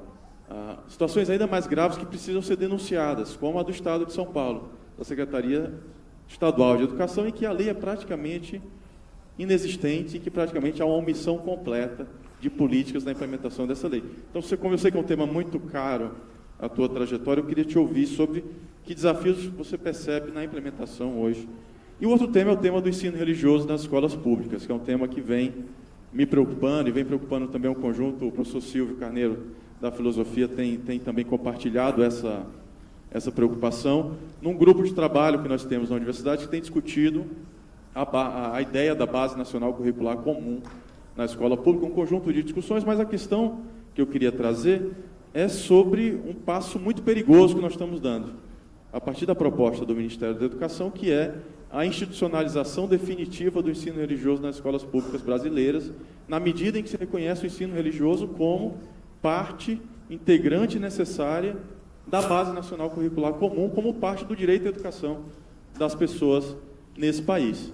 Então, queria também te ouvir sobre esse desafio, e sobre esse desafio que eu imagino que é a integração dessas pastas, dos ministérios, esse diálogo com o Ministério da Educação, sobretudo. Obrigado. A gente tem só mais uma pergunta aqui, só que eu queria pedir uma autorização para o professor e para a ministra, porque a gente tem duas pessoas que tinham se inscrito praticamente ao mesmo tempo. Eu queria pedir uma autorização para poder fazer as duas perguntas. São perguntas breves, porque posso passar a fala. Aí ficarão 4 perguntas. É porque já foram feitas duas, né? Mais duas, ok. Só um minuto. Boa noite, meu nome é Venâncio, sou estudante aqui do BCH. eu gostaria de perguntar para a ministra como que o Ministério, o governo e a própria presidente Dilma se relaciona com a política de guerra às drogas que o Brasil vem levando em frente. Tendo em vista que é essa mesma política de guerra às drogas, que a gente sabe que não combate droga nenhuma, é uma política legitimadora do Estado, que massacra a juventude pobre e, em suma, negra no Brasil.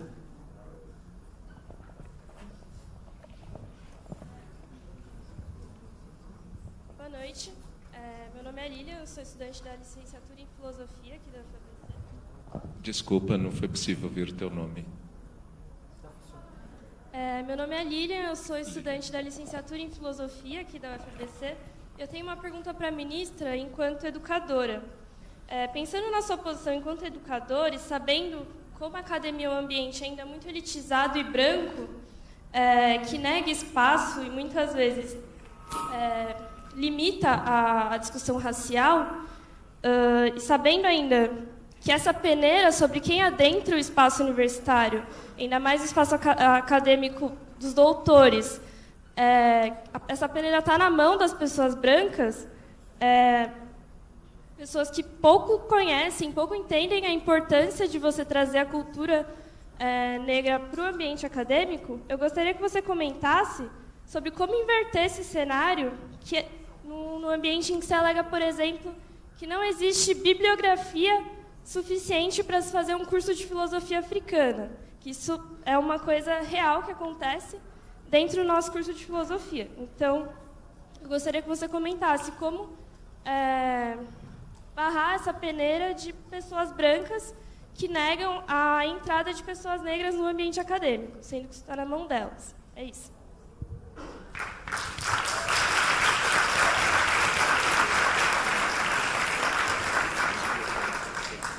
Boa noite, ministra. Queria parabenizar a organização do evento, professora Cássio. Eu sou Priscila Cardoso, professora de Serviço Social da Universidade Federal de São Paulo. Gostaria só de colocar uma outra pitadinha na pergunta que o colega acabou de fazer sobre o ensino religioso, e estou falando do lugar de quem, embora de uma religião afro-brasileira, também defende a laicidade do ensino e do Estado, né? Então, gostaria de pensar um pouco. A gente sabe que o ensino religioso ele tem uma problemática de sempre ter sido feito com o viés das religiões cristãs, né? E me parece que a resolução que a gente encontrou para isso é que a diversidade religiosa fosse colocada e não a defesa do princípio do ensino e do Estado laico. Então, acho que só para cutucar um pouco mais aí essa questão.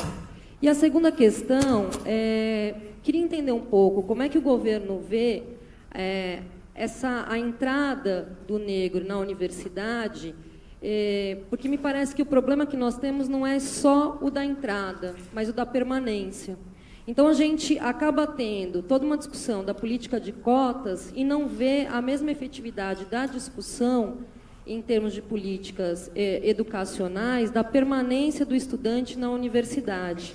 E aí me parece que isso não resolve o que a gente quer resolver, né? Até porque eu acho que discutir a questão de raça, etnia e gênero sem fazer uma discussão também do recorte de classe me parece impossível dentro da sociedade capitalista, né? Então, como é que a gente pode pensar políticas afirmativas também no sentido da permanência estudantil para que esse estudante que entra possa se formar e sair da universidade, né?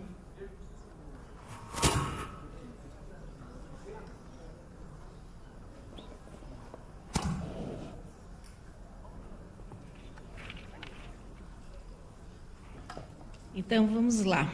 Com relação a Roberta, técnica administrativa, Roberta, só uma dica. Eu orientei uma estudante de mestrado que é técnica administrativa na UFMG, e ela fez uma dissertação chamada Os Técnicos Administrativos Negros e Brancos na UFMG. Acho que você, sendo técnica, pode ser interessante ler o trabalho da Ione, e está no site da pós-graduação em educação da FAI. Então, a dela, me parece que foi a primeira, mas devem ter outras sendo gestadas também, Eu acho que é interessante porque é uma categoria que, como ela fala no trabalho dela, ela parece invisível dentro da universidade.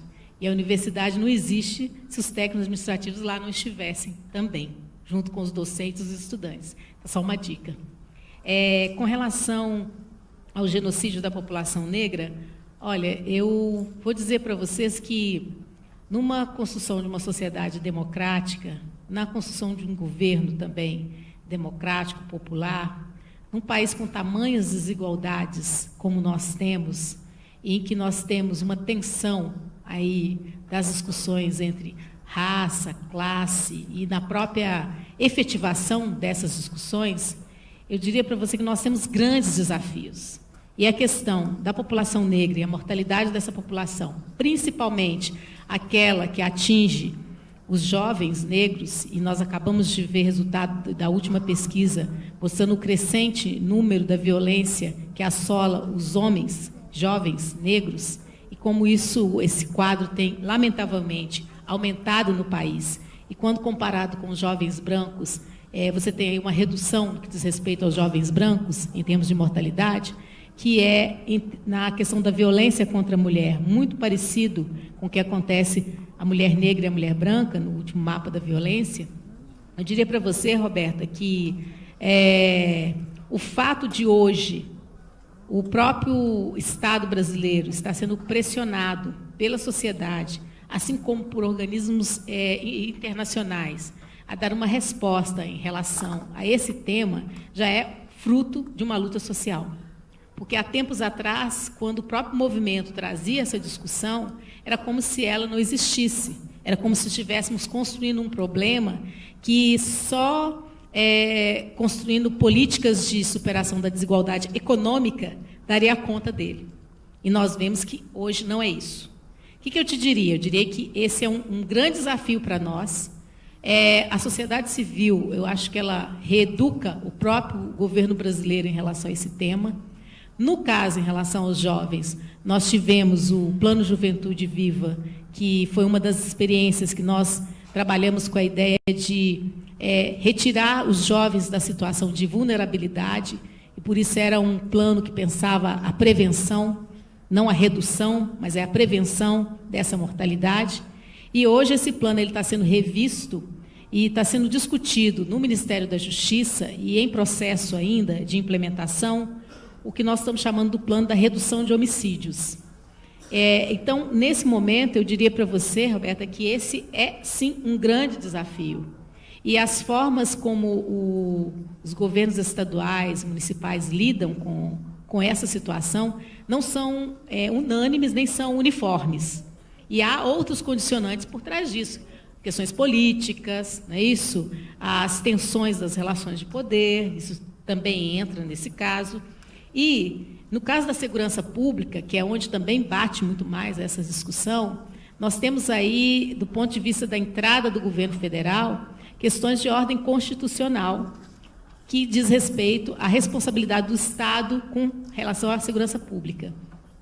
O que o governo federal tem pensado, discutido, mas ainda não tem sido desenvolvido ainda, é a ideia da gente propor uma coparticipação do governo federal também na esfera da segurança pública, mas isso tem que passar pelo Congresso. E, nesse momento, não é muito bom a gente colocar esses temas no Congresso, tal é o perfil que a gente tem do nosso Congresso Nacional hoje. Então, é desafio, eu não tenho uma resposta para você, falando, olha, o governo tem uma resposta. Eu diria para você que nós estamos precisando de encontrar esses caminhos. E é justamente a própria ação da juventude, e agora que a juventude vem para ficar conosco nesse ministério, eu vou precisar muito desse contato, desse aprendizado com a juventude, e precisar de ouvir muito o nosso próprio Conselho Nacional da Juventude, que é o conjunto com representação dos jovens de diferentes partes e segmentos do nosso país. Isso também se articula com uma outra pergunta, que eu não consegui pegar o nome da pessoa, que é a questão da guerra às drogas, né? Eu também diria que esse processo é também desafiador. Nós não temos uma resposta pronta para essa questão. E, no caso do nosso ministério, é também uma questão que eu pretendo discutir muito com a presença da juventude dentro do ministério, com a Secretaria Nacional de Juventude, com o Conjuve, porque nós sabemos que essa discussão sobre as drogas, elas atingem um grande núcleo da população, uma parcela, grande não, uma parcela da população, e nós sabemos também que tem aí uma parcela jovem envolvida nesse caso. Então, é mais um desafio que nós temos que implementar e espero que o nosso Ministério tenha contribuições a dar para o próprio governo federal e para a própria sociedade em relação a esse tema. O professor Salomão me pergunta sobre a questão da Lei 10.639, professor.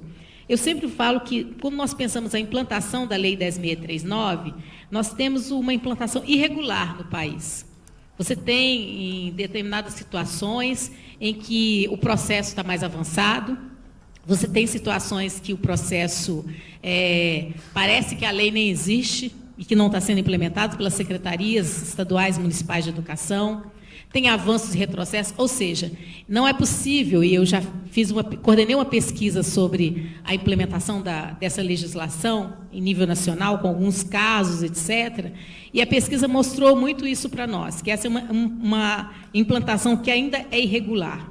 O que eu diria que me assusta e me assombra é que determinadas temáticas, no conjunto das relações de poder que nós temos e que estão em todos os lugares, nas instâncias da nossa sociedade, e a educação é um desses espaços, nós vivemos algo que, na minha opinião, é uma tensão muito grande, que é o seguinte: a 10.639 é a LDB.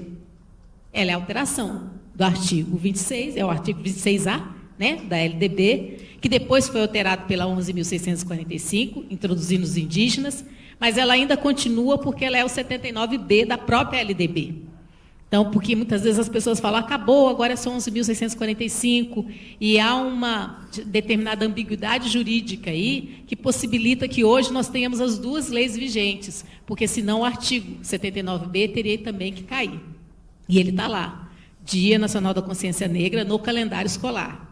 Então, eu diria que na discussão que nós travamos e que nas discussões do próprio governo federal e do MEC para a implementação da lei, um dos caminhos que nós temos seguido é falar o seguinte: a escola não tem que seguir, e a educação, o sistema de ensino tem que seguir a LDB, nos seus mais diversos artigos, nas suas mais diversas questões. Por que a 10.639, que é uma alteração dessa LDB, é vista como uma lei à parte? E aí entra muito a força dos próprios movimentos sociais. Por quê? Porque eu acho que a sociedade também nos ajuda quando aciona o Ministério Público, né? Quando pressiona os poderes públicos para que eles tenham que dar conta dessa legislação. E eu diria que o MEC, CECADI, tem uma série de ações e programas e projetos visando a implementação da 10.639. Mas nós precisamos também da ação dos estados e dos municípios. E, muitas vezes, a ação dos estados e municípios ainda deixa a desejar no que diz respeito a essa implementação. Ou seja, o governo federal tem uma parte a fazer, mas o enraizamento também tem que ser no âmbito estadual, no âmbito municipal, no âmbito distrital. E é aí que a força dos movimentos sociais nos ajudam, como governo, nessa hora, a fazer com que a legislação seja implementada. No caso dessa legislação, eu diria também que ela tem efeitos que pode ser que, num determinado momento, eles não sejam tão visíveis. Mas, por exemplo, o fato de hoje, na universidade, está se criando um curso que vai trabalhar com a questão africana e afro-brasileira, é fruto da 10.639 alterando a LDB. Por quê? Porque, para essa legislação ser implementada e os professores lidarem com ela em sala de aula e com a temática toda dentro da sala de aula, eles precisam ser formados. Vão ser formados aonde? Aí você vem para as universidades, você vem para os cursos de licenciatura e formação de professores. E aí você vem para a pós-graduação, para a produção do conhecimento. Então, eu diria que é tão complexa a implementação dessa legislação, mas não é porque a legislação é complexa, é porque as relações raciais no Brasil são complexas. É porque nós temos, no Brasil, uma narrativa e um imaginário que ainda é permeado pela ideia de democracia racial, de que as coisas estão tudo bem, etc, etc. E quando você traz uma problematização como essa, é como você trincasse alguma coisa que estava muito instituída. Então, eu penso, inclusive, que na perspectiva de pesquisa, esse enfoque seria muito interessante de dar para a lei. Não só se está sendo cumprida ou não está sendo cumprida, está na formação de professor, não está na formação, mas quais são as dimensões que eu diria quase que invisíveis de que essa legislação tem mexido na estrutura pedagógica brasileira e que tem motivado e originado algumas mudanças. Então, está tudo bem? Não, não está tudo bem.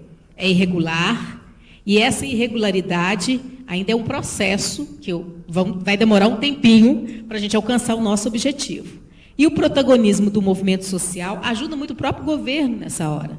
Não só as instituições, mas o próprio governo, porque a cobrança e a pressão nos faz também movimentar. Eu acho, então, com relação a isso. Com relação ao ensino religioso, essa é uma longa discussão.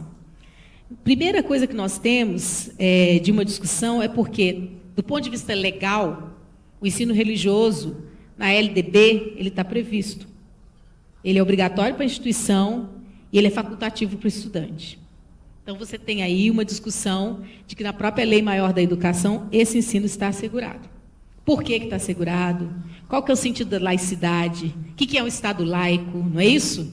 Em que você abre uma lei maior e está lá, Deus, não sei o quê, Essa é uma discussão também que agora eu acho que, principalmente em função de uma situação de intensa intolerância religiosa que nós temos vivido no Brasil, ela vai aumentar essa discussão. E, durante um bom tempo, como a professora falou, nós líamos o ensino religioso para tentar sair dessa matriz judaico-cristã, que é uma única matriz, que ela poderia ser entendida como a discussão da diversidade religiosa, das ciências da religião. E essa discussão ela não está acabada. Não está acabada. Então, você tem aí a implementação da LDB, que dá essa garantia. Você tem a tensão entre o Estado laico e o que é a ideia de religião dentro do Estado laico. E você tem, muitas vezes, o proselitismo, ao invés de um trabalho com ciências da religião ou diversidade religiosa. Então, eu diria que esse é mais um tema que a própria discussão sobre a diversidade trouxe para nós como algo que não é natural, como há tempos atrás se pensava que era natural. Trabalhar com o professor que professa a sua religião, ou a professora, poderia se dar o direito, e ainda tem, de trabalhar a sua crença com os seus estudantes como algo formativo. Isso hoje está sendo altamente questionado. Inclusive, o próprio Conselho Nacional de Educação está instado a dar uma resposta em relação a isso. E nós vamos precisar de muita conversa, muito debate, muita negociação, porque esse não é um tema que se resolve rapidamente. Sabemos que não. Eu poderia até falar assim, não, nós estamos resolvendo... Não, não é um tema que se resolve rapidamente. Porque, juntamente com a questão do ensino religioso, nós sabemos que tem muitas outras dimensões que aí estão e que dizem respeito à nossa sociedade, às relações de força, às relações de poder, e que nós temos que avançar em relação a esse tema. Com relação à professora, a Lia, que coloca a questão dos brancos e negros e a questão da demanda por bibliografia, da filosofia africana, eu diria também, Lia, que o que eu estou querendo trabalhar com vocês? A ideia é que nós estamos num momento de uma onda conservadora muito forte, isso ninguém precisa de falar de novo para nós sabemos, e também uma reflexão de que se a onda conservadora que nós vivemos hoje ela é muito forte, é porque é sinal de que os avanços das lutas sociais transformadas em políticas de direitos dos últimos anos também foi muito forte. A proporção da onda conservadora, a onda conservadora ela é proporcional ao que nós já conseguimos de mudanças estruturais na sociedade, que ainda não está do ponto como nós gostaríamos que estivesse, mas que já significa mudanças, sim, estruturais na nossa sociedade. E mudanças na esfera econômica, inclusive, do ponto de vista de classe. Não tem muito jeito de nós falarmos de raça, de gênero, sem considerar as questões econômicas. Então, quando nós trabalhamos com esse tema, tem hora que nós partimos do pressuposto que a sociedade é desigual, as questões de ordem econômica, o capitalismo, etc. Agora, nós acrescentamos a essa realidade complexa algo que a torna mais complexa ainda, que são as relações de raça e as relações de gênero. Então, eu diria que a própria demanda dos estudantes hoje, numa sala de filosofia, num curso de filosofia, que fala, professora, professor, eu também quero saber da filosofia africana, isso é um processo de mudança que foi gerado, historicamente está sendo gerado. Porque esse professor, que geralmente tem uma formação filosófica ocidental, como nós vamos dizer assim, ele vai começar a ser questionado, indagado pelos próprios sujeitos com os quais ele lida em sala de aula, de que existem outro conhecimento filosófico que ele também, ou ela, pode não saber, e que ele ou ela vai ter que buscar. E a universidade também. Então, eu imagino que a UFABC, com todos os trabalhos que tem realizado, já está atenta para essa dimensão. Agora, nós estamos no momento, Lia, de introduzir essas discussões, a cobrança por elas e os próprios professores e os cursos de formação de professores também trabalharem essa bibliografia com os próprios estudantes que depois se tornam docentes. Nem sempre é uma bibliografia que é conhecida, a questão africana também é assim, não é mesmo? Nós temos muitas obras que ainda precisam da tradução para o português, são boas obras, mas elas precisam ainda ser traduzidas, e tudo isso gera um movimento, e esse movimento é a busca pelos outros autores, a busca por traduções, os convidados que nós chamamos para os nossos seminários. Então, vamos pensar não só na filosofia, mas nas outras áreas. Ao invés de nós chamarmos os clássicos e as clássicas de sempre, nós começamos a pensar, tem outros pesquisadores com outra perspectiva, que também pode vir falar, que também pode trabalhar conosco nos projetos de pesquisa, na produção do conhecimento. Então, eu diria que para essa geração que está vivendo esse momento dessa mudança na produção do conhecimento, é mais duro do que para aqueles que virão depois, quando, eu espero, e tenho certeza que sim, temas como esse, filosofia africana, história africana, etc., etc., já passem a fazer parte dos currículos. Não é fácil, não é rápido, é um processo que muitas vezes é lento, mas é um processo necessário para a gente revitalizar o próprio campo da produção do conhecimento, e nós, os pesquisadores e as pesquisadoras, e eu como pesquisadora, sendo ministra agora, que nós também possamos ser instigados pelos nossos próprios estudantes a rever as nossas próprias fontes teóricas e a nossa própria leitura dessas fontes. E com relação ao Estado laico, eu já falei, e a questão da permanência desses estudantes. Sempre que nós falamos em ações afirmativas e as cotas como uma modalidade, sempre trabalhamos com a ideia, é a democratização do acesso? É o acesso e é a permanência. Agora nós estamos numa outra linha, é o acesso, é a permanência bem-sucedida na graduação e a pós-graduação. Então nós vamos num crescendo. O Ronaldo gosta de falar que são ciclos, que esse é o terceiro ciclo, que é das políticas de ações afirmativas, das lutas que nós temos. Então, eu diria que, com relação à permanência, nós estamos num momento difícil, economicamente, estamos num momento de ajuste fiscal, todo mundo sabe, de contingenciamento, mas as próprias universidades, as pró-reitorias de assuntos estudantis, comunitárias, ações afirmativas, têm travado junto ao MEC uma discussão sobre a questão da assistência estudantil, do orçamento para a permanência. Nós temos uma iniciativa que é a Bolsa Permanência, que cobre até um certo ponto, mas ainda precisa ser aperfeiçoada. Ou seja, o que eu quero dizer é que, por parte do governo federal, não há um desconhecimento dessa situação, há tentativas de apresentação de caminhos, resoluções, mas há um reconhecimento que nós estamos, sim, num momento muito difícil, e esse momento, ele afeta a sociedade brasileira como um todo, e mais ainda, esse tensionamento da onda conservadora que está, no momento em que nós vivemos, é um tensionamento também, que nós sabemos, com intenções outras, inclusive, de diminuir essas políticas ou esses avanços que nós temos construído ao longo desses 13 anos. Então, é um momento que há um reconhecimento da necessidade da permanência, há algumas ações, como as bolsas que eu falei, mas também um reconhecimento de que nós temos que aprimorar essa permanência, e aí esse é um debate político e um debate orçamentário que tem que ser feito e que está sendo construído, e que não inviabiliza as ações afirmativas que já existem, as políticas de cotas que já existem e as formas como as universidades também têm construído nos seus projetos para a permanência desses estudantes.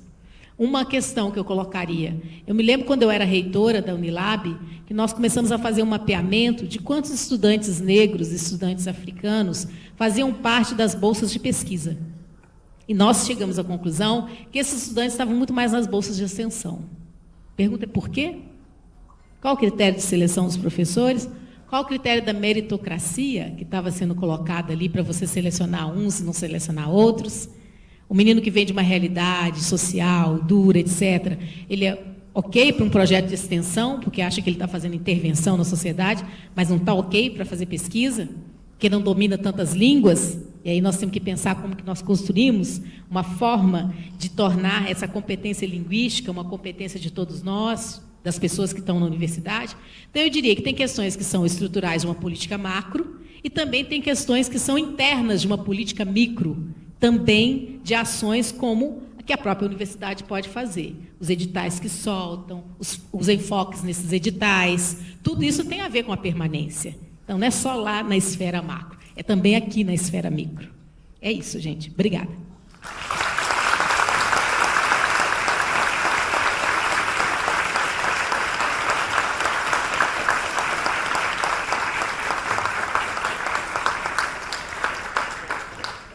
Agradecemos mais uma vez a presença. Estão me ouvindo? Alô, alô. Som.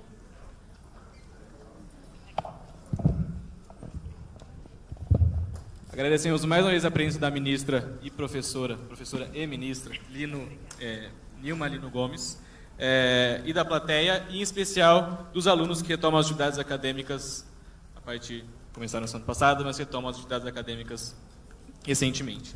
Muito obrigado, declaramos este ato encerrado. Uma boa noite, muito obrigado.